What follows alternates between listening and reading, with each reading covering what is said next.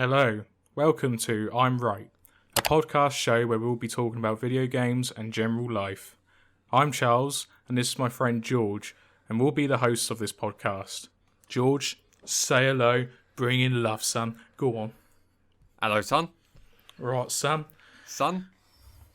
Right, yeah, so what are we hoping for the future of this podcast? What is our plans with this? What are we going to be doing with every episode? So our plan with this podcast is to talk about general video games that we love and play, and also our lives, because we are a bunch of characters, aren't we, Charles? Yeah, quite a bit. We've been about. Yeah. I was thinking for every episode to be based on a particular video game. We'll do our research. We'll try and reminisce and the video games we played in our past. And we're also hoping to have some guests on in the future, aren't we? We are indeed. We have plans and many good ones to come. So stay tuned. Yeah. We had this. Actually, I just did a recording with Joe yesterday, and his podcast is going really well right now. His podcast is Madding Machine, and he's just gave us a plug in his latest podcast for I'm Right, and this is our first episode. So I think it would be fair to plug him in as well, and you should go and listen to Madding Machine. Yeah, that'll be down in the description. Yeah, I'll put that in the description.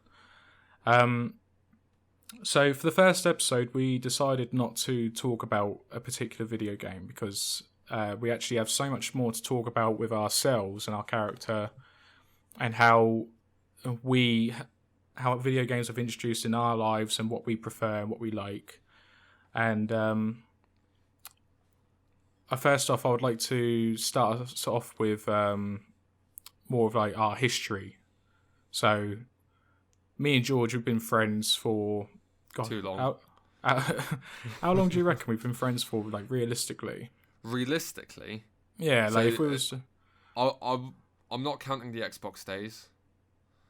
No, yeah, we were acquaintances on the Xbox. Acquaintances, mutual friends of another, or whatever. And that would have been back around when I was going from 10 to 12 years old. What was it? I think I was in secondary school, so it must have been 2007. When did Halo came 3 out came out? 2008. 2008, that's correct. So yeah. I reckon it was around 2009 onwards we knew of each other. Are you sure it wasn't 2008? No, because I remember when Halo 3 came out, Joe gave me a copy. That there was a dodgy copy, I tell you that. And I didn't talk to you when I played Halo 3, but I talked to you when I played Halo Reach. Oh, that's correct. Did we play Skate 3 before Halo Reach? We did play Skate 3 together as well, yes. Was this before or after, do you reckon? Before. Because I remember you being in parties with Hunter, and I would join, and Joe would join, and, you know, Calvin would join. We'd all be there. So I do remember that. So it must have been 2009 we knew of each other, at least. Actually friends with each other wasn't until I was, like, in college. Yeah, that sounds about right. Because that's when everyone started to go, you know, drinking. Yeah, I believe that was the same time when I was in college. It must have been my first year I started seeing you a little more. I reckon 2014 we started seeing each other a bit more. And then really? I reckon it is because 2013 was my first year of college. And I reckon when I got into my media level 2 group, that's when we started, you know, talking more. God, bloody hell. So basically 6 years already. 6 years. Fucking hell. How time flies, Charles. We're old. Yeah, well, that's shocking, actually. I was expecting more 2016. But, yeah, I think you're right. Just to clarify as well, George said Hunter. Hunter is our friend Brandon. Indeed. He's actually the one that basically, that's how me and George found each other, is through Brandon, because George and Brandon are like very close friends, best friends. For ever since I knew Brandon, he's always talked about George. And actually, the famous trio goes as well that George and Joe, Madding Machine Joe, they've been the longest friends out of all of us, and we've just so happened to have stuck. Yeah, so me and Joe have been friends for, I think, about over 15 years. Yeah. It's been a while since... That's a long time. My dad knows his uncle. They didn't want us in the house when they were recording their music, so they chucked us out in the garden and said, fuck off out there and go play. And we just, as kids, went, and then we went out. So that happened. We became good friends. And then I went to karate. I joined a karate club. Hunter's brother joined first, and then Hunter joined afterwards, and I became friends with them both. Yeah. And so this is where I became friends with Hunter, but I was originally friends with his brother first. So it was that bridge connect through the brother originally. Yeah. So I generally think Hunter got forced into doing karate, but I guess it was a good thing, because now, you know, that made the connection that we are now friends as well. Yeah, I suppose. And to be fair, we don't know too much on on Brandon's side, because we're not Brandon. But yeah, that's probably well theorised that. It is good, however, just it's strange that those opportunities that you went to karate, met Calvin, was then the reason that I met you. Yeah, it's weird. Life's a strange thing. Life's quite strange. We haven't talked about the other connection between me and you, which we didn't find out about for many, well, I wouldn't say years, but you talked to me about it on the Xbox, and I was like, no. And I went and asked my dad. This is the strange thing. Yeah, so it all starts off when I'm actually around 11 or 12 years old, and at that point, you know, I got my Xbox at around 10 years old. Been playing Halo 3 with all my friends, playing Skate 3, and one game that I really did love was Guitar Hero. This is a good connection now, because being that we're a video game podcast, Guitar Hero 3 was the biggest inspiration for me to want to be like. I was always introverted as a character growing up, especially around that age, and Guitar Hero 3 made me want to be more extroverted. I wanted to go to these concerts, I wanted to go to these gigs, I even saw the bars in Guitar Hero 3, and I thought, you know what? I really want one of those adult drinks. I want to be with adults, and I want to be on that stage. I want to play the guitar, because the guitarist is the hero of the music. I want to be a rock star. I want to be a rock star. Yeah.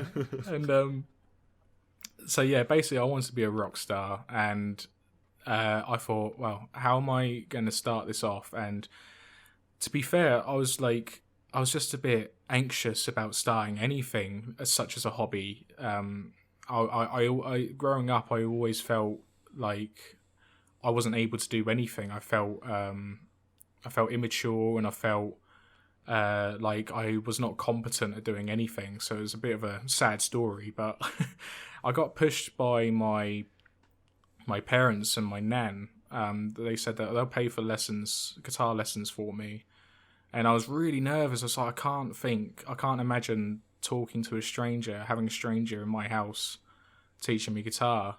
And I thought it was quite a scary thing. And I thought I had to do good, otherwise I'm going to disappoint all the people that are like investing in me to do this. And two of my cousins know of this bloke called Rob, and they knew him through a school, Admiral Lord Nelson School in Portsmouth. And basically they recommended that guitar teacher to me, and then my nan and my mum, they ended up paying for it. So I'm going into my first lesson. Rob comes and knocks on the door, and he comes in, and I am met by this fucking giant. I have never seen it in my entire life. My eyes were like widened. I was looking up. I was like, I could not have been any more terrified in my life. What year was this? So, what year was it when I was turning 12? Let's think. I'm 21 now. So let's say about 9 years ago. 9 years ago from now. So it's, we're talking 2000. Right. So hold on. You said you were 12. So you were born 98. Yeah. So it would have been about 2010. 2010. Roughly. 2010. 12 so years this is pretty much like, this makes sense. It all adds up because we're like talking on the Xbox and everything, right? Right. So yeah. So Rob comes in, and the first thing he asked me is like, "What is it that you like with guitar?" And I'm just saying the basic stuff. Like, I like rock. I like it when the guitar when it sounds like metally in a way. And he's like, "What, like this?" And he switches it over. I'm like, "Oh, what the fuck." I've got this professional musician in front of me. He's just playing all these like licks and these scales, and he's just playing songs that I might have heard of as well. And that got my heart racing. I remember the hairs on my skin used to stand up. I could not believe I'm hearing these songs, even some songs from Guitar Hero 3, which was quite shocking, coming out of this speaker in front of me of this guy. This giant guy. He's a fucking like Jolly Green Giant. Man. Yeah. And so then I said I just want to basically get stuck. I wanted to get stuck in straight into that kind of music. I didn't want to faff about. And so he started teaching me mostly power chords at first, and since I learned how to play a power chord, I then ended up being able to play any song I wanted, which was involved with like rock music, whether it was Nirvana, Foo Fighters, Black Sabbath, the list goes on. Green Day, anything. You play a power chord, you can play any song in any key. It shocked me. He's an incredible guitar teacher. And then, so we're going through a few lessons now. It's been a couple of months, and he comes in. He's like, "Oh, how have you been?" And I'm like, "I'm just a bit upset." He's like, "Oh, what's the matter then?" And I was like, "Oh, I didn't really want to say it." And he's like, "No, come on, you tell me." And I was like, "Well, I'm getting bullied on the Xbox." And he's like, "Oh, right. So who do you talk to on the Xbox?" I'm like, "Oh, I've got a couple of friends, got Brandon, and there's this guy called GeoSparks that keeps bullying me on the Xbox." He's like, "Wait, hold on a minute. What's his name again?" His name's GeoSparks. He's like, "My son's got a name like that." I'm like, "Oh, that's strange." And he's like, "Oh, it would be quite funny, wouldn't it? Imagine that being my son. I'd give him a word." And later on, the next lesson I have, he comes back to me, and he tells me that is his son, and he was like shocked himself. He was surprised. He never had a word with me, by the way. He didn't. No. Because, yeah, he comes back and he's like, "Yeah, I found out that is my son's name. It's GeoSparks." And, yeah, he was like, I'll have a word with him. I'll see what's up, or, you know. And I was like, "Oh, okay." And I just felt like I shouldn't be talking at this point. I felt like this is just, I don't want anyone to be, like, getting their wrists slapped or anything like that. I don't want to be, like, telltaling. And then me and you talk on the Xbox, and you're like, "You got guitar lessons with my dad." I'm telling you, like, I've got guitar lessons with your dad, and just, it was shocking for the both of us. We couldn't stop laughing. I didn't believe it, so I went to ask my dad. I was like, "Oh, do you teach this kid?" And it's like, "Charlie, blah blah blah." I'm just like, "Yeah, I do." He's like, "My mum was friends with your auntie." Yeah. And they sort of, you know, your cousins knew he'd done lessons as well, and it's like such a small world. And then I came back and it was like, "My dad teaches you guitar." Yeah. I can't believe it. Yeah. So the the luck and coincidences in life, when you look back at it, it's really shocking. It's strange. You get so many people trying to give you wisdom about life because, they're older and all that, and they tell you this and that, but they don't really tell you how shocking it is, how things just fall in place. It's a very strange thing. This was almost like perfectly fell into place. Yeah. And because of that, the result was I didn't get bullied anymore, did I, George? No, I definitely still bullied you. No, but I knew at this point, cause you actually gave me a talking to saying that basically from now on, whenever you talk to me in this instance, you're not actually intentionally trying to hurt me. And I think I've done that with everyone though. No, because when you bullied me on the Xbox, you didn't let that off. Oh no, I didn't. No. So if it was for people you cared for, you would tell them. Oh, I'll tell you what I didn't let off, though. There's one thing I still won't let you let off at all. Go on. Strawberry blonde. I fucking knew it. I fucking knew it. Yeah, I had this phase growing up. I was constantly called Ginger at school, and my mother and my sisters just kept saying, it's not Ginger, it's more like Strawberry Blonde. And so my cousins started joining and say, yeah, it's more like Strawberry Blonde. And so, just as a defense mechanism, I was just like, it's Strawberry Blonde. It's Strawberry Blonde. Everyone was saying, oh, it's Ginger. It's no, it's Strawberry Blonde. And then we went on video chat. It was nowhere near fucking Ginger or Strawberry Blonde. It's blonde. When we went round Joe's with your new stylish haircut. Yeah, so this was a few days ago now. Yeah, so in the sun... Yeah, that looks strawberry blonde, especially the top. You have a mohawk of strawberry blonde. Yeah. And the sides are just blonde. Yeah. But, when you have drapes down your shoulders and, you have a ginger beard. I have a proper red beard. Yeah. Oh, no kidding. Proper. I've got quite good genetics of hair. I'm quite lucky. Full head of hair, no patchy beard, nothing. So yeah, you're lucky. I got. Call me hair. Ginger all you like, you can't. I got really good hair. My top of my head, ace, perfect. Yeah. Beard on the other hand, I can't grow it. I can't grow it on the sides at all. It gets patchy on my neck, and then I can only grow this really fucking shit goatee. Yeah. Yeah. And little chin wag. Chin wag. Oh, it's so bad. And my dad was like, just grow it out. I was like, no, it's fucking ugly when I grow it out. I can't. I've never seen your dad with full set of facial hair. I've only seen him with stubble. My dad can grow facial hair pretty well. He just shaves it a lot because he bloody hates it there. Yeah, it's the same with my dad. And my mum hates it there also, so... Even though I've many times tried to convince my father to grow a beard, he's always said no. Yeah, I used to do that with my dad and take the piss. It's like, Dad, you could be like a wise old dad with a big grey beard. And he's like, grey? Yeah. That's from all the paint you drink. All the paint he drinks, yeah, he's a paint drinker. He's a paint drinker. Okay, so... That's our history together, as far as we know. We've been friends since. As far as we know, yeah. And we have a really tight, close-knit group with Joe and Brandon and Cameron as well.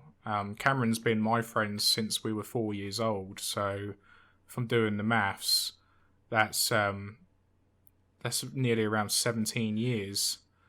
That we've been friends for, so it's like the same kind of friendship you and Joe had. Yeah.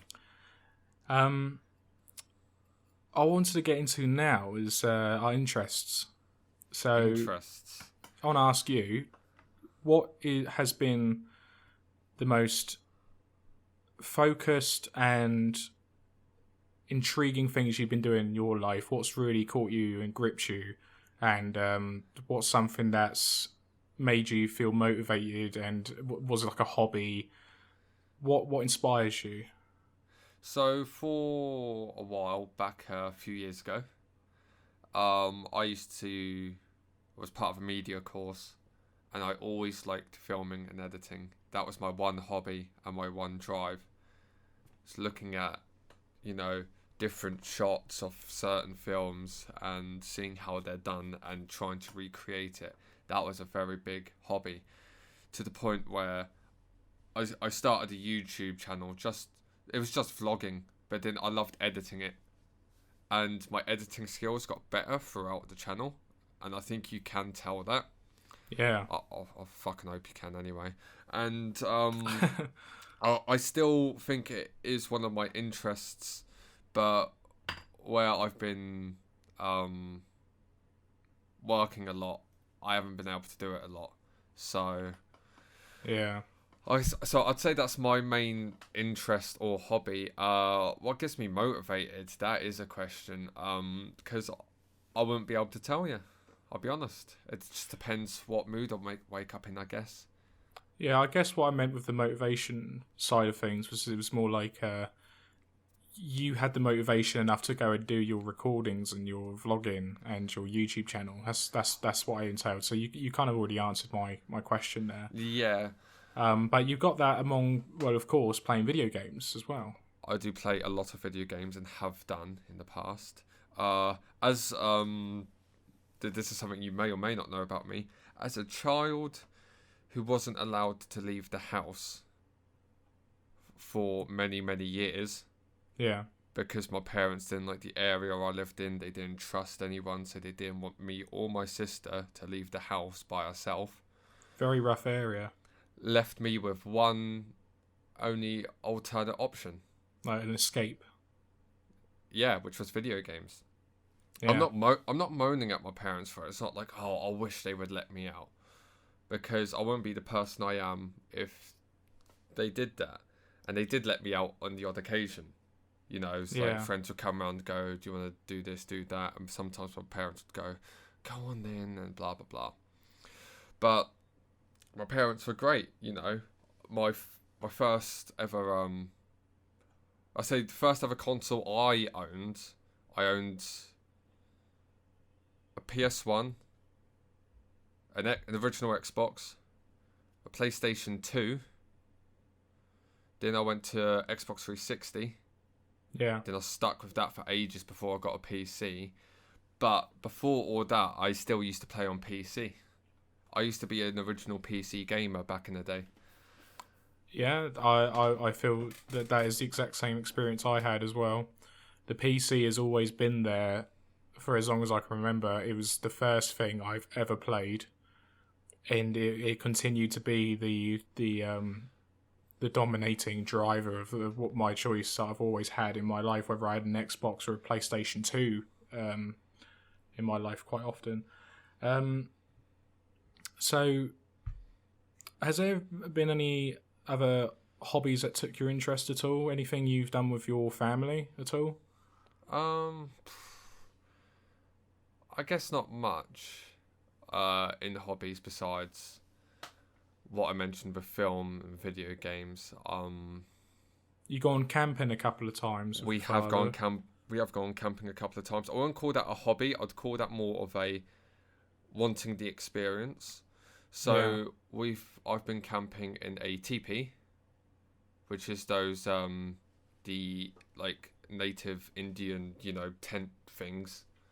Yeah, I should know, mate, because my mum owns a teepee, and we went to teepee festivals, and I also have a distant cousin that owns a teepee business, which she also invites famous celebrities to have weddings or parties, even Winona Ryder from Stranger Things. Interesting. Yeah, so there's a little fact for you, but carry on. And I've went camping in a yurt. A yurt? Yes. What's a yurt?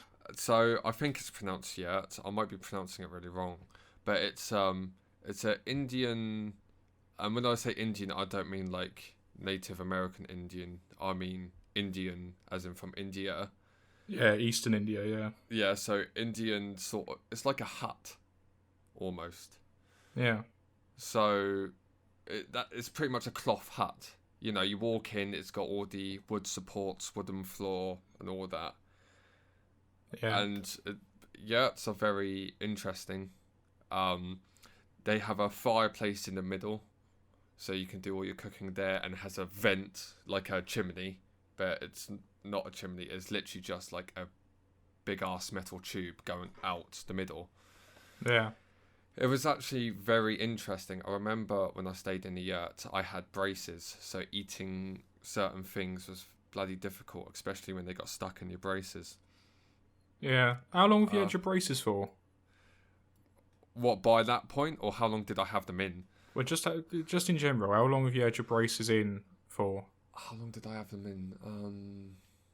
Some people have to go like 8 years, don't they? Crazy. Yeah. I think mine was definitely not 8 years. Mine was about a year and a half. Oh, consider that lucky. That was almost like Cameron's as well. Cameron, believe it or not, I don't even know if you remember had braces, and I don't remember him having braces. no, he had it for like a year and a few months, and yeah, he managed to take them off, but because he never kept putting the retainer in his mouth night by night, it just shifted back. Yep, same with mine.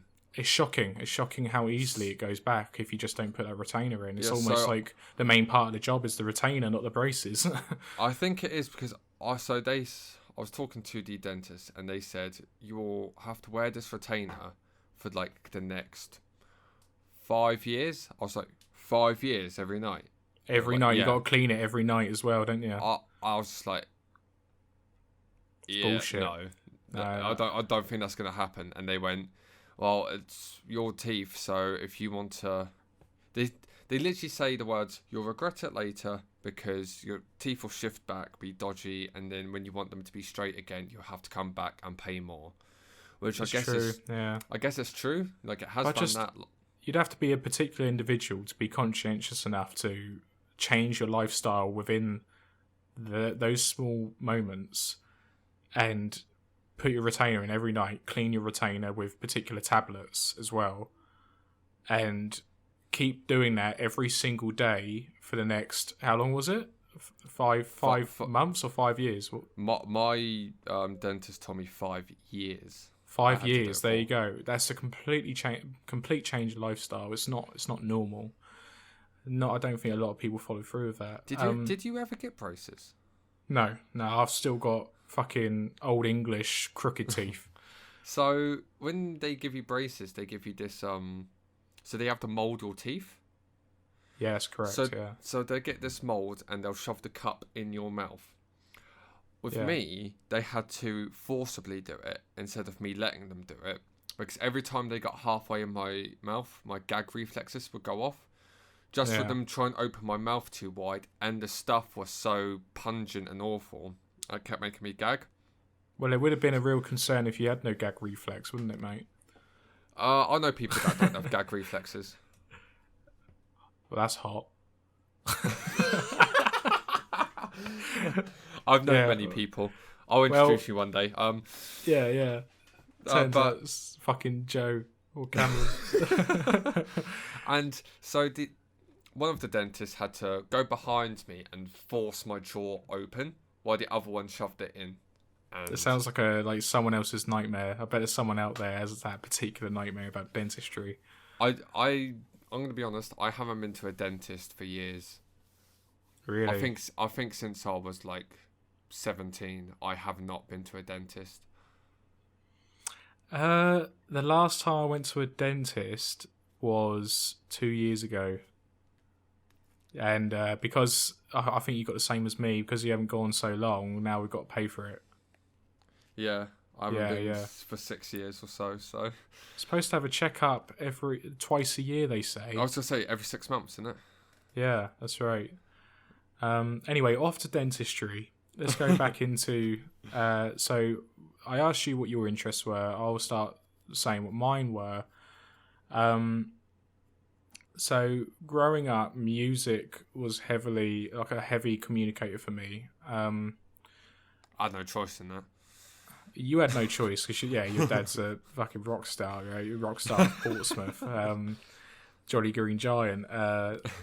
My upbringing, I was delayed in my learning. By the age of when I was 8 years old, I basically had the cognitive ability of a 6-year-old still.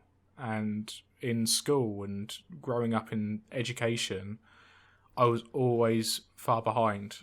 And because it was so difficult for me, I ended up just getting distracted and not doing the work properly. But I figured out now, looking back, that my mind was just scatterbrained so much. I had so many ideas. I had vivid imaginations. I had these fantasies. I always had some kind of thing to think about. It could have been any simple thing, and I could like stare at it and I could just think about so many different things about that. So I was a very heavily creative mind, and luckily my parents are like the same, and they helped me grow up in an environment where music was always playing all the time, and it was of different kinds, every single genre, almost to the point where people got sick to listen to music. And having a day where we hear no music at all is actually like a nice relief. It's like a relaxant, just hearing nothing. And because of that, I ended up getting inspired like from the video game Guitar Hero 3, and not only that, I just had a couple of bands going into my adolescence now. I loved Nirvana. I grew up with Nirvana and Black Sabbath, and I started going into more metal and punk. And so that's when I figured out that I wanted to start my journey in music education. And I ended up going into college to do music performance. And originally, because I didn't get anything for my GCSEs, I did not have one C when I got out of school at all, not one. And I knew I was going to get one through psychology, but there was a mishap. And that basically meant I wasn't even going to be able to go into Portsmouth College for particular topics, such as music performance. But I had my auntie. She knew the guy, the tutor that works in that department, music department, and his name's Gareth Howells.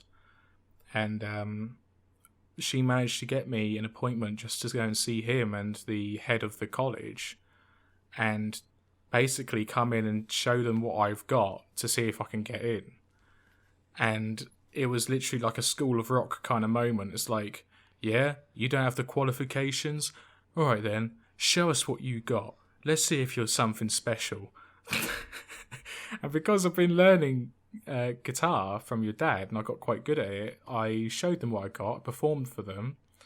I played all the chords I knew, all the scales I knew. I was doing many different finger picking styles as well, and I only had to play about 5 minutes, and Gareth was like, mate, you're amazing, you're great, I would love for you to come in. I got the permission. I managed to get my music performance without the qualifications, which I think for any kind of college, that is amazing. Better than my college, I'll tell you that. Yeah, it's not so strict. It was a bit more lenient. And so in college, I did for about... I was in college for about 3 years, music performance and music tech.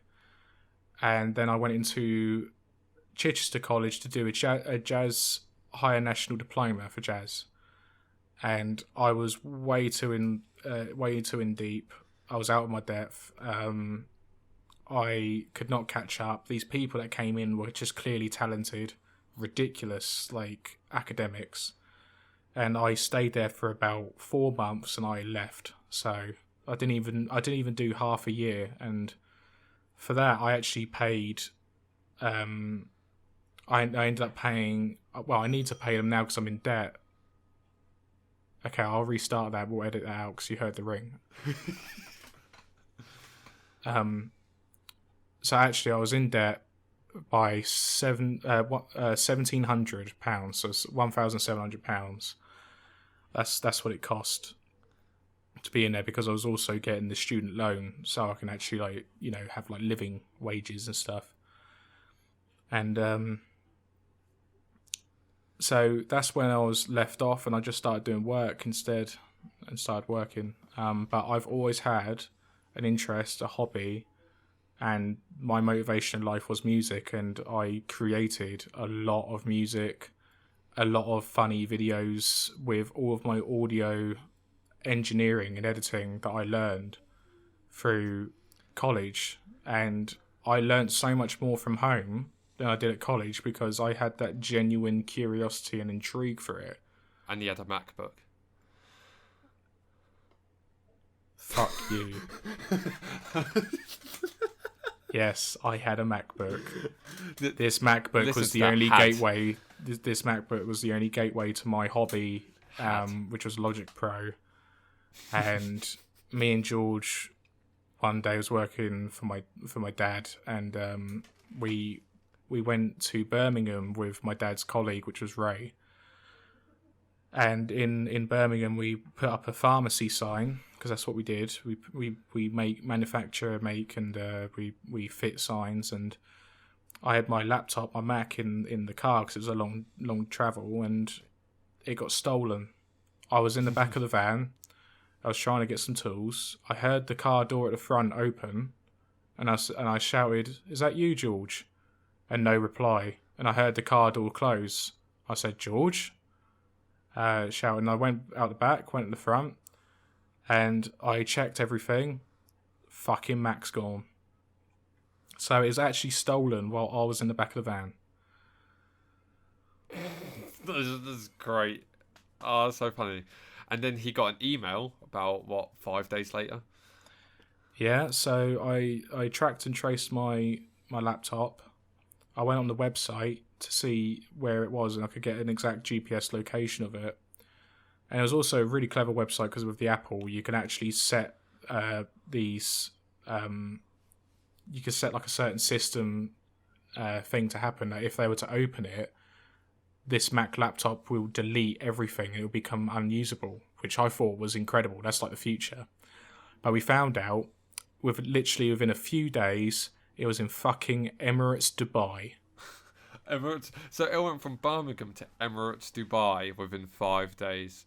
Yeah, pretty much. And it made sense. This isn't a racist comment, but in Birmingham, you will see that most of the general population are like of Middle Eastern culture, Arabic, Muslim. It made sense that my laptop so happened to have found itself in fucking Emirates Dubai, didn't it? So easiest 80 quid of my life. Fucking hell. It was actually, what was it, £82.50. I hoped actually it sold for more than that, just because it was mine. Do you know what? They probably just kept it. See, look at this piece of shit. Yeah. It's just strange. It really is just strange to me. It boggles my mind. But yeah, so I've been out from having my hobby for a long time now. It's quite upsetting. But yeah, so in our current situation right now, we've just gone through lockdown and quarantine. Now we're basically back out from that. Well, I never went in it. Yeah, George never went in it. His works is a terrible place to work.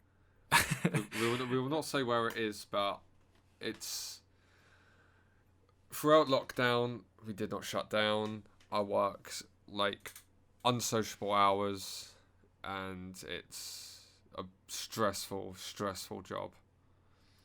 To the point where I literally actually just got a call 30 minutes ago from my job because they want to call me in again on one of my days off. And from next week, I only get 1 day off now.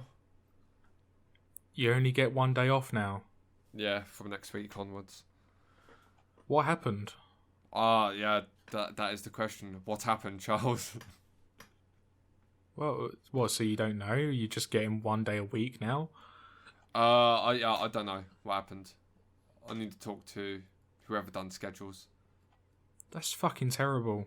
It is. It seems that your experience at this workplace is getting worse and worse. Like, me being a bystander watching this, it's like it's killing you. It really is just decaying you.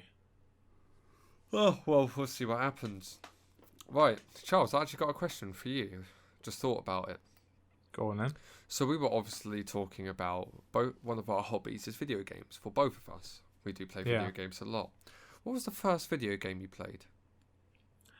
Yeah, I can tell you straight away what my first video game was. Go on. So I'll say the first two. I'm actually quite lucky to remember what my very first two video games were, and it was the first one was this game called Winnie the Pooh. Winnie the Pooh. You get to play as Tigger.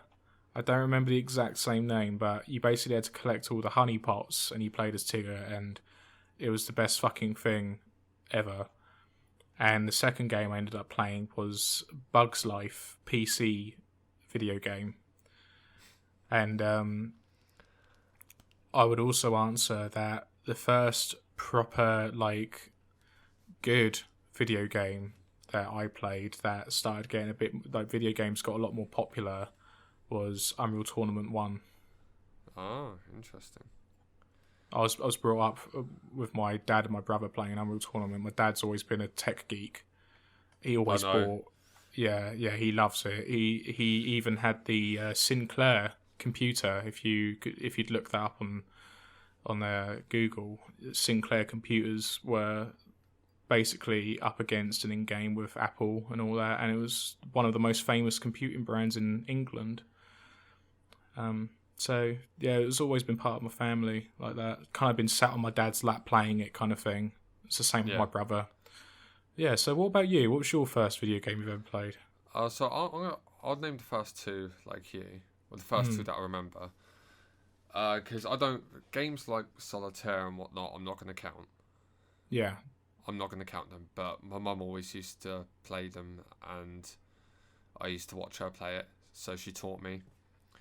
She also used to play Lemmings. I never played it, but I used to like her. Oh my fucking god! Oh. I used to love watching my mum play Lemmings because she was fucking good at it. So we could do a whole episode on Lemmings from my experience. I fucking loved that game.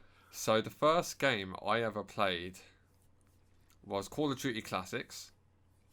Yeah. That was a fucking banging game. Oh, that's a cooler one than mine. And then the second game, I don't know which one was first, which one was second, to be honest, actually, but it was Project IGI. Project IGI? So it was almost like a Splinter Cell sort of game, but not. So you were sort of like the secret agent going into places, sneaking about, killing people, grabbing intel, and leaving the area. But it was such a good game. Yeah. I did thoroughly enjoy that game. God, games when you're like so young, they're the best experiences you can remember. It's not even just nostalgia. It's like when you actually feel it, that in those memories you're absorbing so much information. Yeah, I know. And when so I played through all the Call of Duties. So I had Call of Duty Classics. Then there was one called United Offensive on PC, which my dad got. Then Call of Duty 2, my dad got. So we had all these. I was playing through all these, and I never played multiplayer. Here's the interesting thing. Oh. My computer, when we tried multiplayer on COD, it never would work. We could never get it to work for some reason. Yeah. So we just play campaign. So I completed the Call of Duty United Offensive and Call of Duty 2 campaign so much because every time I came home from school, I had to go upstairs and play COD. That's it. Yeah. That's all I would do. Well, go on. Sorry. But you got to think they're all the same. So in these CODs, there's no like random generated system. It's like, oh, that enemy next life could be over on the other side of the map. No, that enemy is always going to be there. And I played through this game so much to the point I could walk through that game and go, he's there, that guy's there. And it got ridiculous after a while because I got my sister into playing COD as well. We would just play COD. And I suppose you got your sister in quite a few games. So I remember the one game my sister got me into was Left 4 Dead. Really? Yeah, my sister got me into that, and that's where mine and Hunter's friendship formed. We played Left 4 Dead a lot together. Yeah. So there's that. When I got a PS2, I got Call of Duty 3, Call of Duty 2 Big Red One, Call of Duty 2 Finest Hour, whatever it was. I played through those. I'd never had online on my PS2 either. So Well, this is where I could add in my experience. Call of Duty 2 I had on PlayStation 2 and I played online. I didn't know I was playing online. That was Really? the interesting thing. I was like seeing that there were these like tags on top of their heads and it was these particular names, but I never read them. I never really understood them. I never got it. I thought I was still playing against AI, and even then I wouldn't even know what to call that. So like I'm so young, I'm like kind of thinking like, this is game. There are enemies. Wait, these enemies are weird. These enemies are harder. What's going on? And my brother would be like, you're playing online. And the reference of saying online to me was unfathomable. I did not get what he's trying to say. And then he had to spell it out for me, like, you are playing against another you, like another person. And that was the first online experience I've had, was Call of Duty 2 on PlayStation 2. And like you said, like, where the enemies would stay in the same places, I'd play that so often. And I remember it was like, you're fighting against the Japanese in Call of Duty 2. And there was always this one level that I was always stuck on because there was like snipers, and I just remember being infuriated. But yeah, me and you've had that kind of shared experience with. I generally think I own Call of Duty, like all the original Call of Duties on Steam.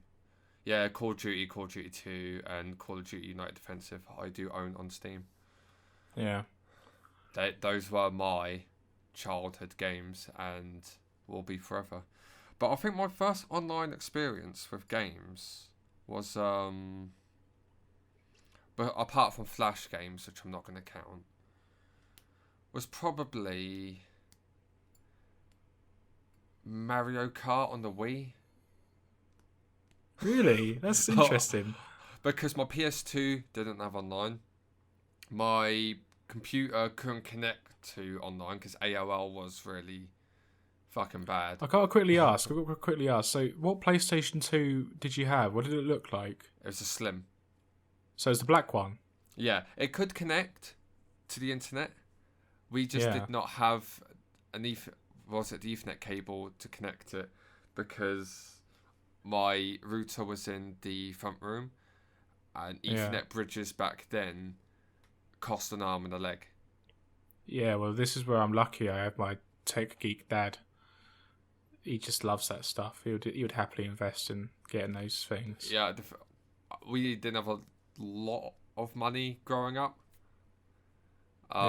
Especially when we were growing up, you know, my dad wasn't even full-time at his work. Yeah. My mum was either between two jobs, one job, you know, it was a struggle, but we never went without, no matter what.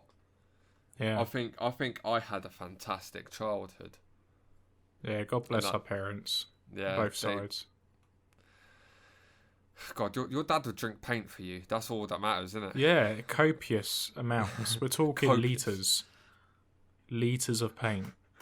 No one's all right. I got to get this joke out of the system so people understand. One day I was round Charlie's. I think we were drinking a bit because when weren't we? Yeah. And his dad comes in with like 2 buckets of paint and just slams them down on the counter. Yeah. And I just turned around to see this and went, thirsty? And that was it. It was just like, oh, well, that's it. He's drinking paint. There you go.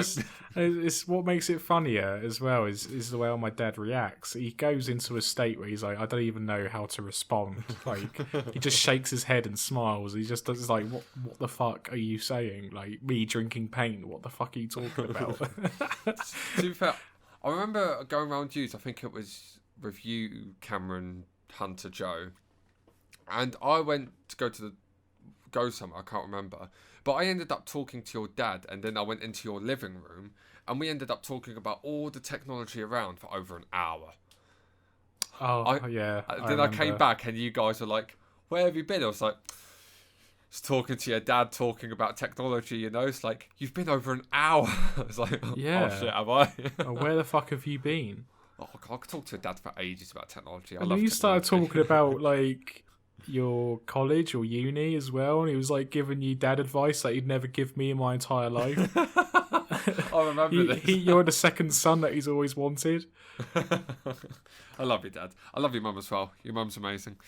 I'm very, very lucky. Yeah, I love your parents too. They're great, and I think your dad's a very humble person. Very, very humble. He always seems to go an extra mile for various people, even though he might not even know them very well. Check just out for the his sake of YouTube being down nice. below. He's got 2 YouTube channels. So we'll put them in the description. Yeah, and also talking about drinking paint and drinking gallons of it. Shout out to Badlands Chugs. You guys need to go on that YouTube channel straight away, and you need to click on the fucking salsa, habanero salsa video. That is his best video he's done yet. That and the pickle jar. Much recommended. Badlands Chugs. Chugging the world 1 litre at a time. That would be great to have a Badlands Chug sponsor on this podcast. Every time we're on Discord, he'll like screen share a screen, and we'll be watching Badland Chugs chug whatever out of fucking boot. Best. That is the most old school YouTube you could ever fucking get. To be fair, big, juicy, enormous black guy just drinking copious amounts, like downing it. You could not get any more old school. I was to say you can't anymore because YouTube's changed the algorithm so much. Exactly. You know? Exactly. Yeah, it's the way he makes it as well. It's not overly saturated like so many of the videos are nowadays. He will just put it through basic editing software and leave it at that. I also like it. Just to quickly add in, we'll carry on. But I do like it how he makes his own songs and his own tracks, and when he gets sponsored by like Manscaped, he would be singing his own songs and these sponsors for it. I love it. I love the mix of it. It's a really good culture of a channel, and I think it's got a really good demographic of audience. So they're really funny people.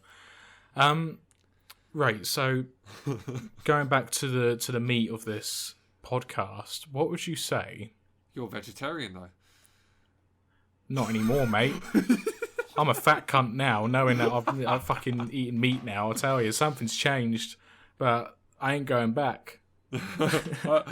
Don't make me go back, Mum. Don't make me go back. Oh, she hates it as well, man. She really hates it. But it's funny. Both my uncles were like, "Go on, Chazza," like that. They're chuffed to bits. God, your family's encouraging it. Me and my friends are encouraging it. We're just bad. I remember when I bought you a McDonald's and you had the shits for like a week or something. I had the shits for a couple of days. Yeah. Well, that's when we were in Cameron's car, wasn't it? We all went to McDonald's. Like, let's not talk about my shits anymore.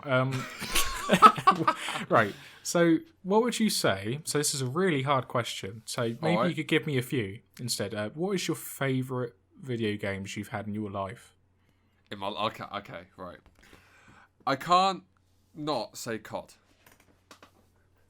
You'd be doing a disservice if you didn't mention COD. Because COD's what's got me into many games. So Call of Duty, maybe not some of the newer ones, you know, like the futuristic ones, but the old ones up till like Modern Warfare 2 or Black Ops 1. Those, like, up to the classics to Black Ops was pretty good, I'm not gonna lie. Yeah. I got COD every single year until I can't remember if it was Ghosts or Advanced Warfare first, but when one of those came out, I did not get it. Ghosts came out first, then Advanced Warfare. So I did not get that, which I think, what was the one before that? Was it Black Ops 2? Mate, that was a fucking flop. Ghosts was terrible. They were drowning. Like, they knew they were losing so much money. They ended up trying to invest in having sponsored like competitions, start doing competitions on it. And they invested so much money in that, they just blew even more money. These competitions went unwatched. It was such a terrible plan on their behalf. So I'll say COD is definitely one of them. Fable. I played the shit out of that. Yeah. So Fable 2, Fable 3. I never played Fable 1. Which reminds me, we can plug this in our next episode. We will be talking about the Fable franchise. We will. So tune in. Tune into that one, sons. That's what we could call our audience. We could call them sons. Sons. There you go. On the I'm Right podcast, we got a sons demographic. What else is there? Left 4 Dead.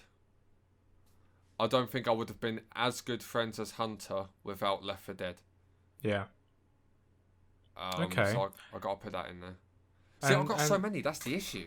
That's so fine, but with the instincts of your mind, your intuition, you pick those 3. So those have got to be really up there. So there's good answers there. I just wanted to ask though, are you a Modern Warfare boy? Are you a Black Ops boy? Which one of the trilogies do you like better? Oh, that's the tough one. So,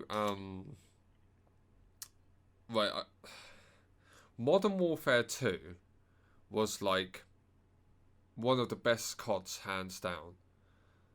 Yeah. Like that, Modern Warfare 2 even invented phase, for fuck's sake. Phase.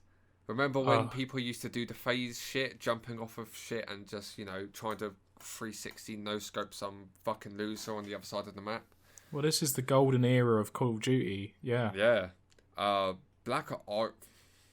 Do you know what? Just for the sake of it, I reckon I'm going to say Black Ops. What I liked about Black Ops, it gave you a drive. Oh, the campaign. So campaign was amazing. I loved the campaign. Multiplayer gave you the drive of, you had to buy your weapons, you had to earn money. You could gamble pretty much on yourself. You could do wagers. and I don't remember that. So, you remember the money system, right? No. I played a lot. Believe me as well, I'm not an imposter. I have played a lot of Call of Duty Black Ops multiplayer as well. I do not remember buying weapons. So, you unlocked weapons by levels, but there was also money. So, a weapon would cost $10,000. And you would earn money at the end of each match by doing challenges or by doing wagers on things like Gun Game, One in the Chamber, and there was another one, Sticks and Stones, I think it was. Oh, I remember the wager matches. Yeah, you had one bullet. No, what is it? One in the barrel? One in the chamber. One in the chamber. There you go. Yeah, you had Gun Game and you had the throwing knife game, didn't you? The Tomahawk. It was you had the ballistic knife, the crossbow, and the Tomahawk. That was called Sticks and Stones. Sticks and Stones. So you could obviously, blow people up and do that, but if you tomahawked someone, it'd be a humiliation, and they went back to 0 points. They went back to 0, yeah. And I would just remember throughout the whole game, everyone was just trying to tomahawk each other.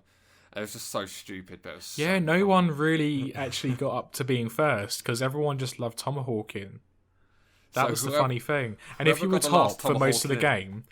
If you were top for most of the game, it could be the last 2 seconds, you're top, someone tomahawks you, you're at bomb. That's it. Also, Black Ops had zombies, which, since no one really on Modern Warfare 2, only one person played Spec Ops with me, which I thoroughly enjoyed Spec Ops. Special Ops was amazing, yeah, I agree. I think you actually remember the guy who played it with me. His name was Charger. Yeah, Charger. His name is Charlie, is it not? No, his name is Brandon. Wait, what? Oh, so you knew 2 Brandons in your life. I'll tell you the story in a minute. But I preferred zombies just because I think it was a lot better than Spec Ops. Well, of course, we're meeting that back in the past where World at War introduced zombies we're going to have to save this for that episode of Call of Duty. But just knowing the history that zombies started when you completed the last missions of the game, and then you had a bonus mission after the credits. And you didn't know what it was so scary. It was so weird. You're like, wait, what am I doing? Right? So that was like one of the most like shocking kind of Easter egg kind of things you would do in a video game. World at War started that. World at War started, I reckon, in my opinion, the legacy and the future of Easter eggs, in my opinion. That was good. Yeah, so, alright, so I would say that my favourite video games in my life have, straight away, the most influential, my most favourite, have been Unreal Tournament, Command and Conquer, Ooh. and Quake. Like I'd have to put that in my top favorite of my lifetime, if that's what we're asking, without a doubt, because those are the ones that I played first. Those are the ones where I started becoming a bit more intelligent growing up, and I started understanding, and I started learning more of the meta of the game, so I got better and better. I started playing against harder AI, and that's when my skills kind of developed. And it's also the strongest point of my nostalgia, even to this day. My strongest point of like happiness and nostalgia, simple days, was those days of arena tournament FPS shooters and RTS games such as Command and Conquer. Well, here's something you might not know then.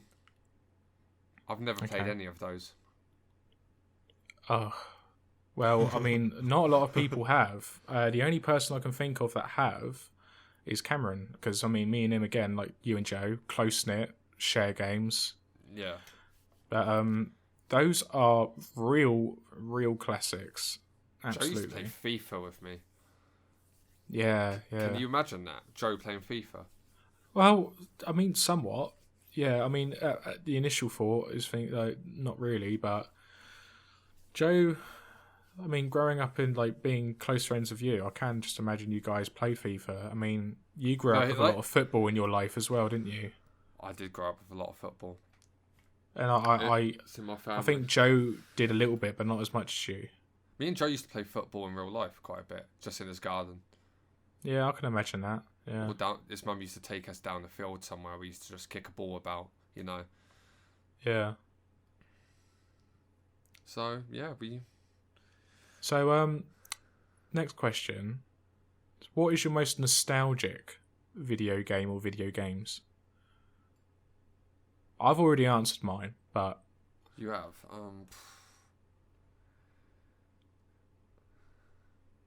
Is it weird if I say COD again? It is COD.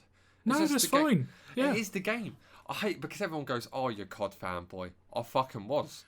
Back in the day, I was a COD fanboy. You was a fanboy. I can't say you are a fanboy now, but I mean, the history of Call of Duty and how amazing it was, there's no doubt that you would have been a fanboy like most people. Do you want me to tell you something about Black Ops, actually? Go on. So, I usually got a COD every Christmas from my parents or something, or someone. Because we can afford pre-order and whatnot. And, you know, I never got things randomly. I had to earn them.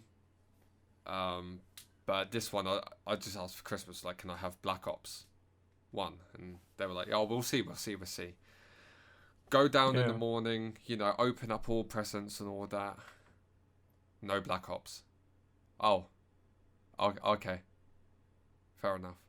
But I got enough money to buy it. Yes. Cool. Awesome. Oh, right. Okay, so did you not earn that one? Hold on, right. Go out to this, what was it? So we went down to this pub where my granddad was, and everyone was having a good time and whatnot. Yeah. He hands me Black Ops. My granddad bought it for me, but you know, we didn't I didn't get it till like 10 o'clock at night or something. And he bought the edition. It came with a set of dog tags, and I remember these dog tags because I fucking wore it all the time. Well, at home when I was playing Black Ops. That's cool. And what was it? So I said to my mum when I got in, it's like, can I just play it for a bit? She went, don't be on too long. I completed the campaign that night. Wow. So we got in about 1:00, shoved it in my Xbox, sat down, played the campaign, finished it that night. It was about 5:00 in the morning. Because I ain't no pussy, I don't play on recruit or regular. I usually play on like hardened, and then I'll go to veteran. Yeah. So done that, and I was like, well, fuck me, it's like 4-5 o'clock in the morning.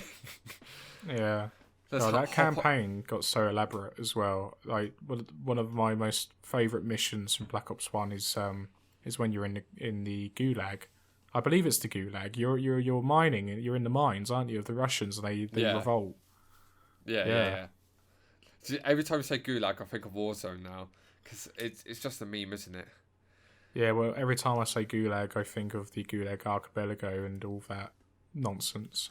And it's just because where I work, there's some people are joining the army for some reason. Well, I think it's up to them. Yeah. But that people are like, oh, what happens if you get hurt or get killed out while you're out there? And one guy went, just hop in the Gulag, won't I? And it's like, you're an idiot. You are fucking dumb, all right? What a stupid meme. And he went, 1v1 in it, can't be that hard. I was like, yeah, you 1v1, like this terrorist or something, and you see if you'll win against him when he's gouging your eyes out, you idiot. But some people at my work are just not all there. Some of them that are joining the army, they are there, they've planned it out, they thought about it. They don't just want to go to the front lines and say, I'm going to shoot a bunch of terrorists. One went, I want to be a naval engineer. Yeah. I was like, I've already applied for the apprenticeship. They've already accepted me. I just got to do this and this. And it's like, good on you. Well done. It's a bloody good experience going in the army or the RAF or the Navy. I debated it. I think everyone at one point debates it, like, should I just do it? We could probably have an episode talking about that. How we life probably could. Yeah, how life that could be the COD episode. yeah, we can mix that in actually. That's a good way to put it in. Moving on though, so we've had your favourite, we've had nostalgia, but what video games do you dislike the most? Whether it's a concept of video games or whether it's particular specific video games. Do you want to go first on this one? I'll go first. Yeah, so video games that I don't like are racing games, especially the Gran Turismo video games. The racing games where you have all of the details, like, is really specific, like you're actually driving a proper car. I think that, and like golf or tennis ones as well. In particular, it boils my blood. It really does, and I am so shocked that people actually buy those games. I used to play a tennis one, virtual tennis something. I loved that game. That was fucking sick. Oh my god! Like, they're extremely boring. I feel like how the graphics are as well, and what you're viewing, what you're displaying, is like you could just close your eyes and not watch because you're not actually doing much. You're going around a few bends, a few corners, you're pressing a particular button to change gear. It's fucking slow because they're trying to be as realistic as possible as well. It's not fast paced. They're going fast in terms of like actual realism, but when you're playing that game, it's a fucking shit show. It's just awful. But especially like because those games are usually done on PlayStation 3 as well. I remember going around Cameron's house and we played that Gran Turismo bullshit, and everything on the PlayStation 3, I don't know what it is, but it seems like washed out. All the colour is fucking zapped out from the game. It's like it's not even in 32-bit colour. It probably isn't. Everything was so grey. Everything looked like Play-Doh as well. And then it was the exact same appearance. I've got this connection in my head of the golf game. Like you'd have like Tiger Woods Pro Golfer or something, and or like PGA virtual Tour. Tennis. Huh? Was it PGA Tour one? Yeah, that's another one. Yeah, and Did you just say racing games in general, or just Gran Turismo? So I said racing games that were like Gran Turismo, yeah, because there's actually racing games like Flat Out 2. Flat Out 2, yeah, that's a good one. Need for Speed games, they're good. Huh? Did you see Wreckfest? I actually own Wreckfest on Steam. I played a bit of it, and it's the game where it's got highly detailed like crashing simulation, isn't it? Yeah. Yeah, I played a bit of it. I didn't play a lot. I played one racing game called Split Second, and that was a Disney video game, and that was incredible.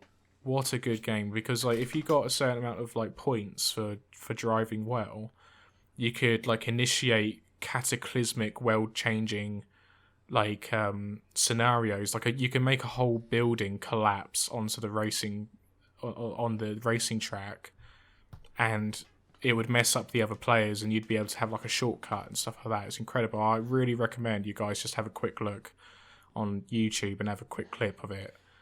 Guys, he hates Mario. After him, he hates racing games. He hates Mario Kart. No, you know what though? I'd have to say one of the best racing games I've played is Mario Kart. I really enjoy that. It's like, you know, you got like a family. It's like a Just proper own it on the Switch still. couch gaming, isn't it? I love couch gaming. Best experiences doing couch gaming like that. And Nintendo was a really good thing for that. So yeah. So what about you then? So I can name a whole franchise on top of my head that I just hate. Go for it. Oh, everyone's going to go after me because everyone I know seems to love this game. Okay, wait, can I give it a guess? Go on. Sims. No. Oh, what is it then? Metal Gear Solid. Okay, I'm with you. I don't like Metal Gear Solid either. Go on. I fucking hate Metal Gear Solid. I hate everything to do with it. I don't like the story either. The gameplay elements seem too gimmicky for their own good. Janky. Yeah, and then they seem to also, they were like, oh, we've got advanced controls and whatnot. And it's like, yes, but on an old PS2 controller, do you know how hard it is to lightly tap square? Because they said, oh, lightly tap square to do this, but it's like, I fucking can't because my PS2 controller's broke, so it can even go fucking all the way in or all the way out. Yeah. I don't have a high tech like it's dumb. I just don't like it. It's I remember playing Metal Gear Solid 2 with Cameron. He was in love with that game. As soon as I saw those big walking robot looking things with the really muscular looking legs and they were like mooing like a cow, I knew that I fucking hated this game already straight away. And the controls were like, they're just not, it's not really an easily playable game. I hate the controls. It's just so janky and it's so weird. And every Metal Gear Solid they've made after that, they've always still had that same feeling of controls ever since, even Metal Gear Solid 5. And yeah, I hate it. Like, Cameron is just like obsessed with it, and he's a very open-minded guy. But I think it's like, I'm open-minded too. I still hate it. Like, the story out of everything is the worst. Joe gave me one. So Joe got one for free because he bought it. So he bought one, and then he bought the what was it, Phantom whatever one? Phantom Pain. Yeah, I think it's that. And it came with something called Ground Zeroes, which he already owned. So he gave me Ground Zeroes, and he went, just play it. You might change your mind. Just like, you know what, fine. I'll give it a go. I played it. And I went, Joe, this is trash. What is this shit?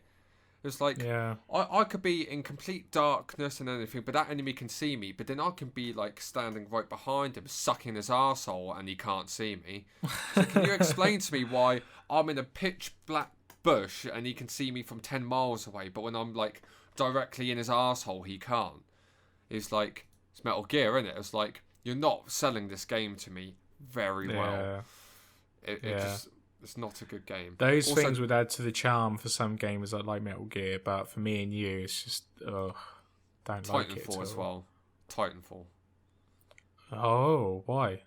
I just didn't like I played it around Joe's when it first came out because Joe bought it straight away for some reason. I did. And we got it for really cheap on G2A. I just could not get into it at all. No matter what, It's fair enough. Got a couple kills. I was just like, it's only online. I sort of like a game of a campaign. I've always been into my single players, so I like it if it has a single player. I guess that's just me being old fashioned. But now this was Activision, wasn't it? And it was the developers of Activision left after making Modern Warfare 3.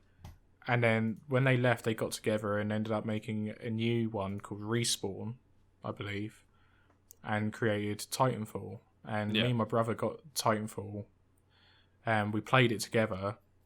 And Titanfall was like pushed out by EA, and because it's pushed out by EA, do you remember playing Battlefield, like Battlefield 3 or 4 on the computer? Maybe you had to play it on the browser. Yeah. It was that whole browser experience again, and it was very familiar to me. I enjoyed it, but I enjoyed it for a week and I stopped.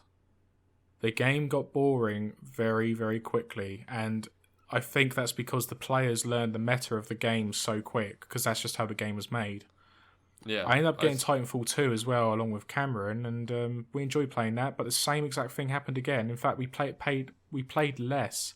I did for sure. I don't know about Cameron, but it took less than a week. I stopped playing it forever again. So I don't even know if the servers are up anymore. Probably. I reckon they are, but it's not my cup of tea. No. Got any other questions? Yeah. What makes a good video game? Oh, okay, right. There's many different categories for this, though. I want your own subjective opinion. Right, because you could say things like, let me try to think of an example. God. So, obviously, in the long run, it depends what you're into. But for me, I'd say a good story. I always like a good story in games. If not any single player, competitiveness. I am, as you know, I am quite a competitive person. Yeah, me too. So I like that competitiveness. Easily balanced. So I don't want, like Battlefield 3, you could do this thing where you could buy something so you can unlock every single thing in the game. Yeah. That's fucking horseshit. Because for people who don't have the money, have to fucking slug through everything. But you can barely get any kills because someone's bloody sniping you with the best fucking, scope and sniper from a million miles away. And it's like, right, all your weapons do one hit kills, and my weapon has to go and you're still not fucking dead, So balanced. And I guess good. I'm trying to think of what it is. I guess game details. I can't think of what to exactly call it. Yeah. So, okay. So the aesthetics of the game.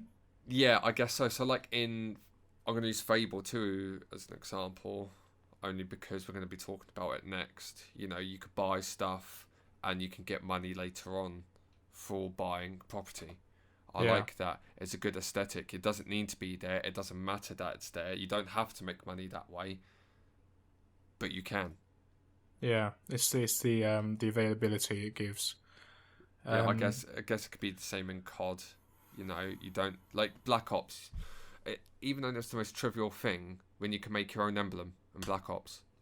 Yeah. What an amazing thing. That was really good fun. Some things that people made was so funny. I mean, I sat there I was into making all the perks from zombies. Yeah. So yeah. I was making them. And I sat there for half an hour trying to make this bloody perfect. And then I go into a lobby, see mine, it's like, oh, that's really good and detailed. And then I see the guys below me and it's just a massive cock. And it's like, this is great though. that's the veiniest cock I've seen on Black Ops. You wouldn't. Yeah, and it wasn't just that; it would be like naked torsos Yeah. of women as well. Oh, it was so stupid. All but sorts. It was funny. It was good. It was good stuff. Yeah. I'd have to say for me, what makes a good video game priority is gameplay. Like, and that's a really broad term, really vague. If it feels good moving around as your character, and you can interact with the world in a smooth fashion, everything flows well with it. I do think that most of the games that I've played, and what most of the games I regard as really, really good games, have always had that excellent kind of gameplay, movement, and style to it. It's also like level design is extremely important. Would you give me an example of like 2 games, that one that has it and one that doesn't, just so I can see your... Yeah, Unreal Tournament, Quake, and Call of Duty, Halo. I'd have to say as well Tom Clancy's Splinter Cell as well. Not the older ones, but like some of the new ones, like Splinter Cell Blacklist, for example. There are games like Gears of War as well. I fell in love with Gears of War because of one feature. Can you imagine what that feature is? Is it the chainsaw thing? Well, that was pretty cool, I ain't gonna lie. But no, it was just getting in cover. Oh, yeah, getting cover and jump over it, yeah. I enjoyed 2 playing styles in growing up with video games. It was FPS, and it was then having third-person perspective. But with the third-person perspective, it had that added charisma to it because you could actually get in cover.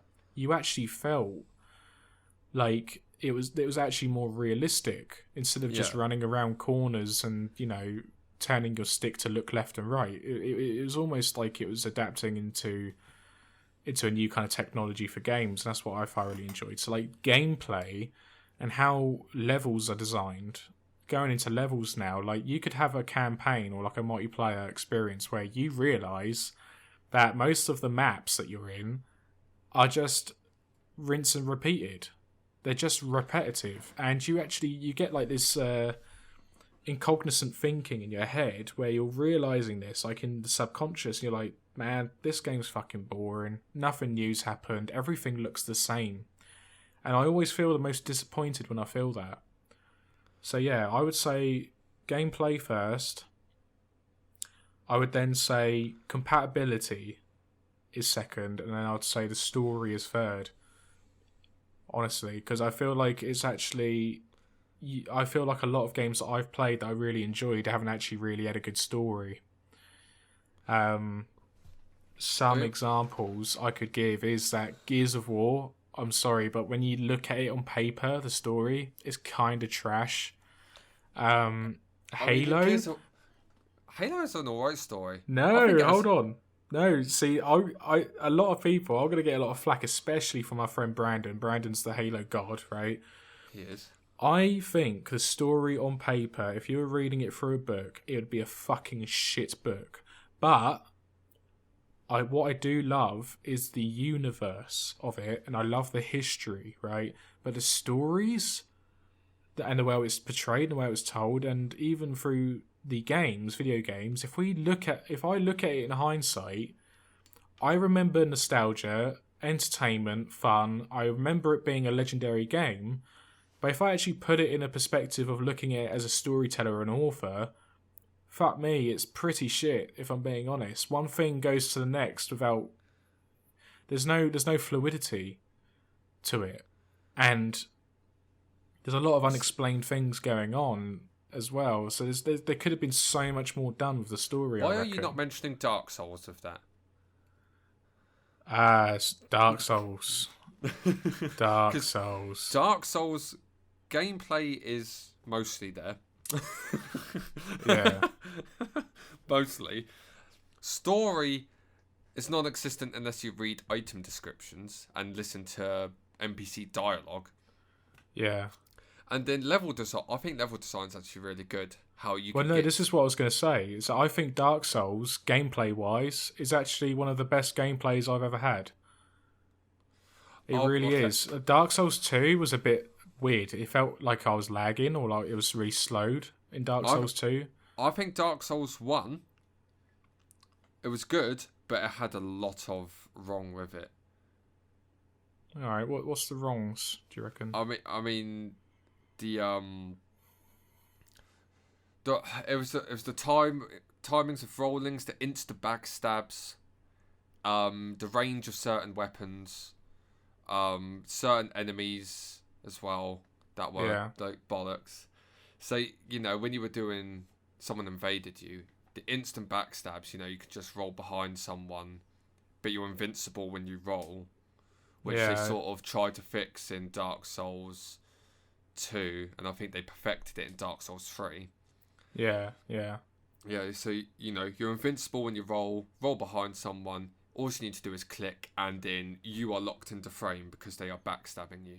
Well, you see, you're adding in a multiplayer aspect to this, but if we look at but that's because Dark Souls, you're usually always connected to online if you have an internet connection. That's what I'm going off of. Yeah, well, yeah, that's a good point. So it is ingrained in the game very heavily. You're right. Yeah, you are right. You can also get invaded by NPCs, which can do the exact same. Yeah, they're least likely. They're less likely. I mean, to do so than an actual player, because the player will just dive straight into the meta of the game as we would expect. But the actual foundation of the game, I feel like when you first go and play Dark Souls and you're figuring out the movement, you're figuring out that you can roll, you're figuring out you can dodge, you can actually kick as well, you can parry, you can do like the special backstab that you're talking about. The amount of movement that you have in one game, it's actually it was really new to me. I know, I'm not shitting on it because I fucking love Dark Souls. Yeah, to think you go into a game that was almost like PlayStation 2 graphics, right? And it had all of that gameplay availability in your hands. You could move around however you like, and it looked great. You could even slow walk, and you could do the poses, the postures, like in terms of the gestures, and for. I think Dark Souls, actually, I would have to put it at the very top for gameplay just because of that. And I think it really brought in a lot more games to do the same. Really good influence. I think Dark Souls has to be like one of my top 3 games of all time. Wow, that is really something to say. That is. But that's because I play it so much, and when I did, even though sometimes I hated it, I did enjoy it a lot. Yeah. So I think it is top 3. Alright, so I've got a couple more questions here. Yep. So this one is going to be really cool to hear from you. Okay. If you were a developer, what video game would you make? I want you to really reminisce. I want you to tell me what is something like a fantasy of a game that you'd want to make real. Right, I don't know if you ever knew this, right? But back when I was a kid, I always wanted to be a graphics designer. Really? Since I was a little kid, I've always wanted to be a graphics designer. A graphics designer for video games? Yes, to the point where I even went to uni to do it for a bit. Oh, wow. Yep. And so what happened? How did that work out? It didn't work out at all. Yeah. I didn't put enough dedication into it to complete said course, so I dropped out. So that was sort of a crushed dream almost, and that was quite upsetting. But I still think it's somewhere in the back of my head that I do want to be one. And I always had an idea for a game, and I was gutted when a certain game came out because I was like, they'd done it before me. Because me and my dad would always talk about this game that we wanted to make. And he wanted it to be real, and now it sort of is, and I didn't make it, and it's quite upsetting. Is this Rocksmith? No. So the game was Battlefield 1 that came out, which was about World War 1, and my dad said, how cool would it be to have a game based in World War One? You're either in the trenches, you're in the tanks, you're doing all these things. It'd be amazing. And my dream was to make a game almost like COD, but not exactly COD. To make a campaign for a World War One game where you're playing in the trenches. I had ideas for it as well and everything. It was such a dream of mine to try and make this game. Wow. And in my opinion as well, Battlefield 1 did it fucking well. Battlefield 1 did do it fucking well, and that's what annoyed me sort of. Well, it would have annoyed you more so if they did it wrong, maybe. Oh, maybe, but I've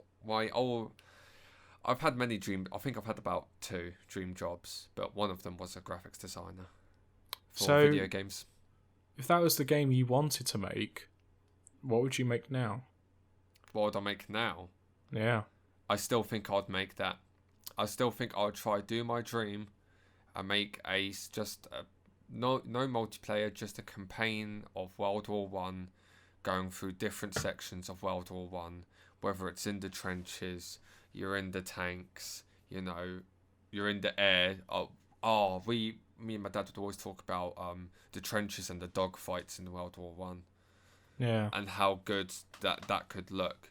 Because you got the old biplanes in World War One. It's not, the Spitfires and whatnot. You got like proper biplanes.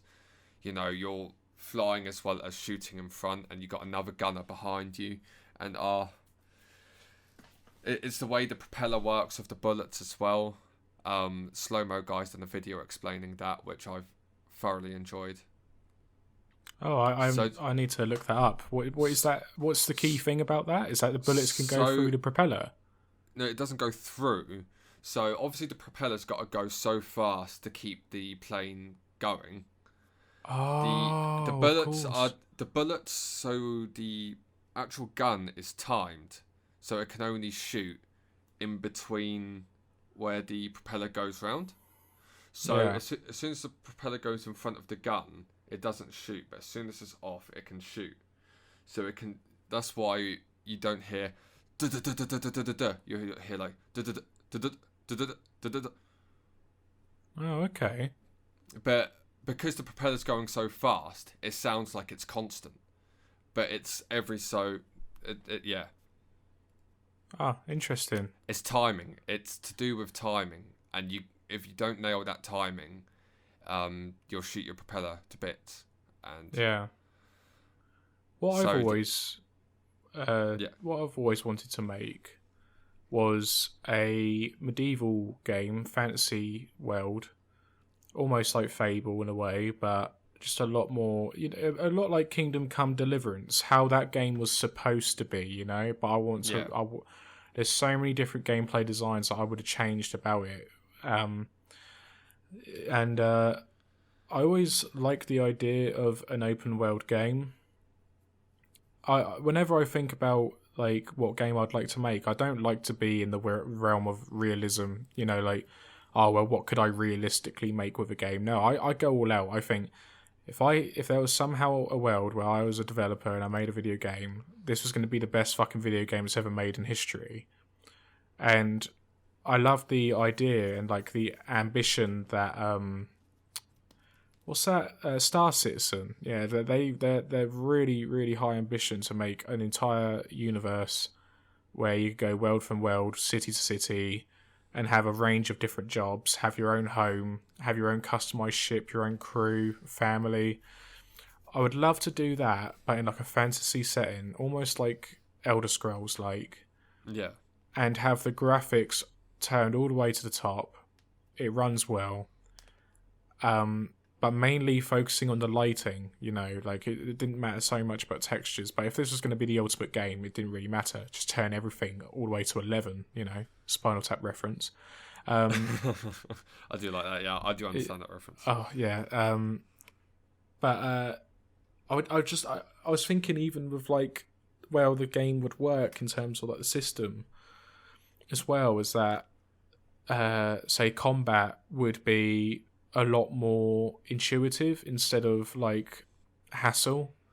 Like, it would make it so that the controls were easy enough for you to know that you want to swing right or swing left or stab here or stab there. I don't like the whole mouse controls that were done on Mordhau, the Mordhau video game. I feel like it can be better, it can be refined, and Chivalry was the closest thing to that kind of system that I think is the most comfortable, the most preferential. Really, really nice.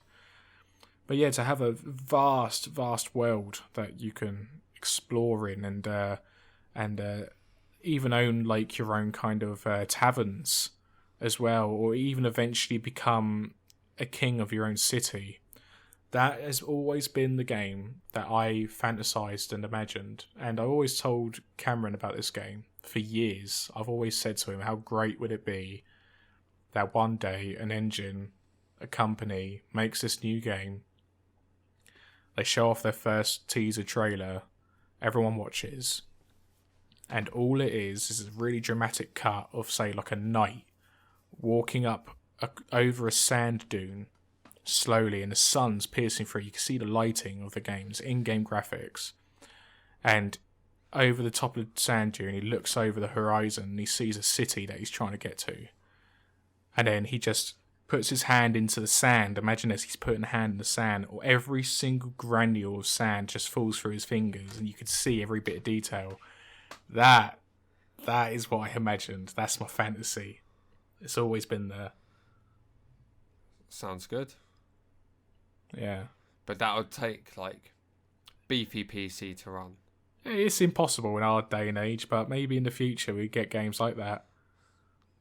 Yeah, it's alright. I'll take the life drug by then, so I'll live forever. Yeah, exactly, right? We would have to have like a... No, that should be like a Joe Madding Machine episode. Would you take the life drug? That would be great. I'd love to hear that. We'll suggest it. Yeah, definitely. Yeah, again, check out Madding Machine. To be fair, you should have us all on at one point. Actually, that would be a disaster. That would be a disaster. Yeah. I did mention that to him, and he said that he would like to have more than one guest at some point in the episode, but we'll have to see how that goes. Podcast versus podcast, there we go. Yeah. Okay, I've got one more question. One more? Yeah. Because we're coming to the end of our podcast now. We are. And even if you've got one or two questions too, we can talk about that too. We've still got a bit of time. What kind of video game would you like to see come out next year? Next year. Oh, right. What type of what video games? So I know some video games that's like, I want this game to come out next year. I think more like a type of game. So like, as long as the game was well made by a good company, and you know it's going to be a well furbished game, what kind of game would you like next year? What is the kind of game that you'd be looking forward to playing? Like maybe if it's a reboot, or if it's a different kind, maybe it's RTS, maybe it's FPS.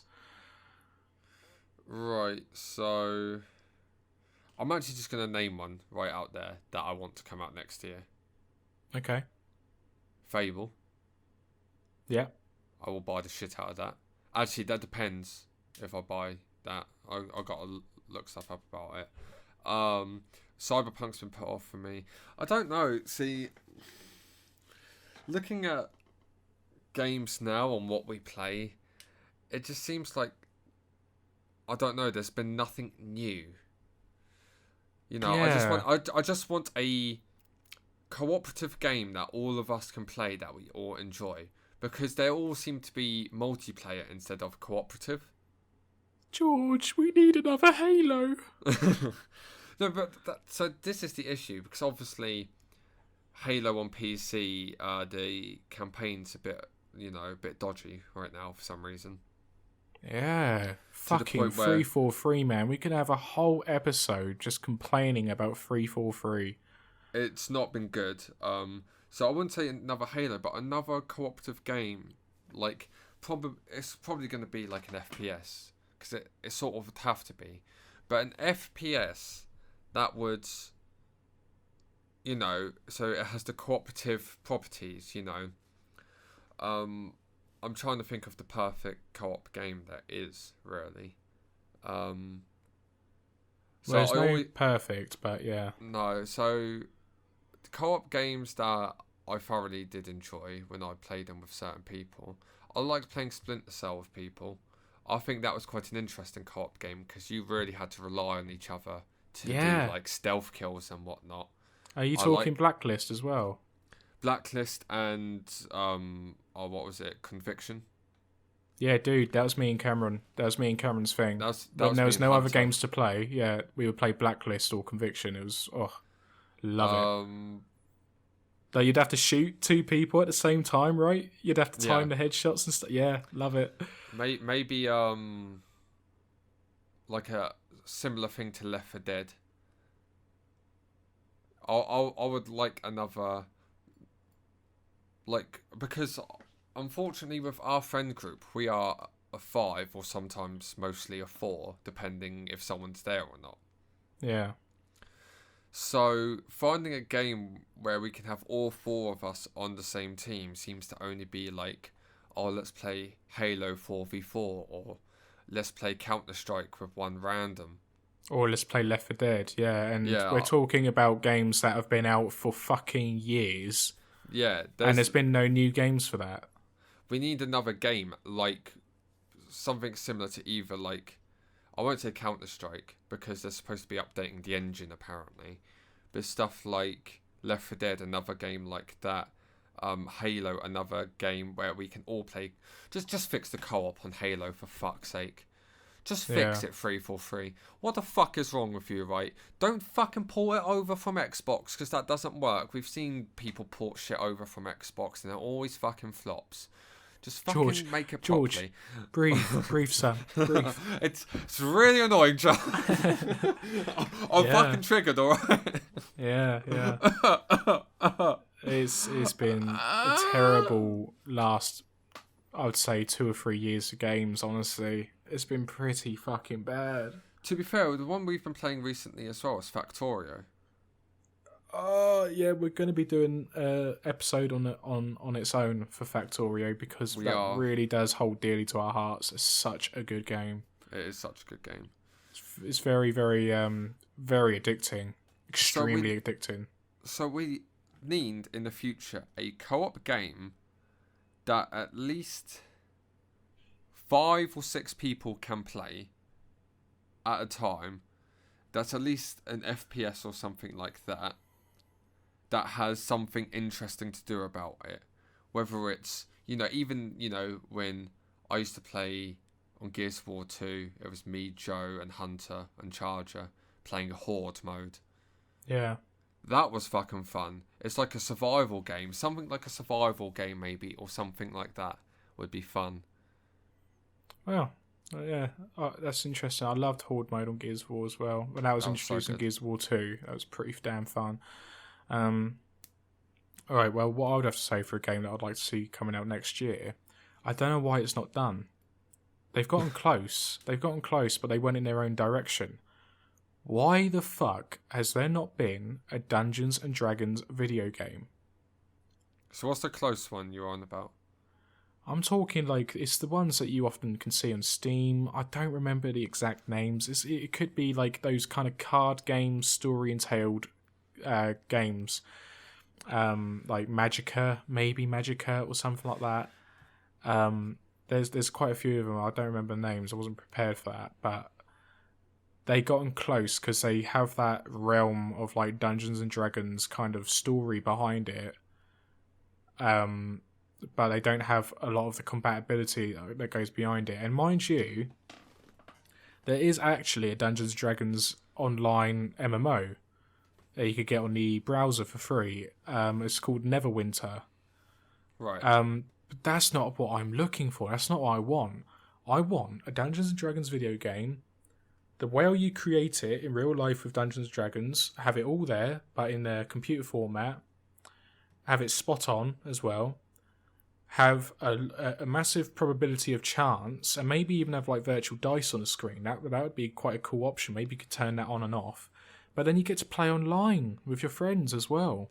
And it's got pre-generated maps that other people can make as well. Like, it's an ever-expanding game. It's just it needs to be like a compatible format so you can play D&D with your friends. I feel like that would be great. I think it would be alright, especially during, obviously, COVID, because we did used to play D&D quite a bit back in the day, and it was quite fun. It would be interesting online, but I still do think to do it in the, face-to-face is a lot more interesting. But I guess for the option of people that say, let's say, because we live quite far away now, and money's becoming a problem. Yeah, so it'd be more interesting to do it online and have that, the virtual the virtual dice roll. Someone can maybe, if they want, make their own map or, borrow someone else's map. Maybe you can import your own map from like a map creator somewhere. That'd be interesting. Yeah. So yeah, it does seem like a very interesting idea. It seems like a very easy idea as well, but then it doesn't, because you got so many complicated things, I guess, in the way. Yeah, well, you see how complicated Call of Duty is, though. Like the new Modern Warfare. Think about all the unnecessary detail that game packs in. It should be a fucking cakewalk for just, making some code and making some pathways like this equals that. Having all the original rules of 5e in there. I just feel like, if any game's coming out next year, get a fucking D&D game out now. It's been I don't even know why it's not really done. And by the way, if anyone's that isn't our friends that is listening to this and you do know of a game, just put it in the comments. It would be greatly appreciated, because that is what I'm looking for, and I haven't seemed to have found one. Right. Interesting. Right, so you ready to wrap up this episode? Yeah, I think I am. All right, well, this has been I'm Right, the podcast. And we have a little jingle, and we have a motto, don't we, George? We do have a motto. And it goes like this. What is it, George? I'm right, you're wrong. That's it. I'm right, you're wrong. And that's how it's going to work. And the creation of that name was mostly because me and George do often get in a lot of arguments and debates. You might see that coming up in the future episodes. You might hear it a lot. Yeah, and we both always think we're right. So there you go. Which I am. I'm right, you're wrong, Charlie. No, I'm right, you're wrong. All right, well, thank you. Been a great episode. Thank you for that, George. Yep, and thank you, Charles. Hopefully you guys enjoyed it, and tune in for the next episode. Bye. Bye.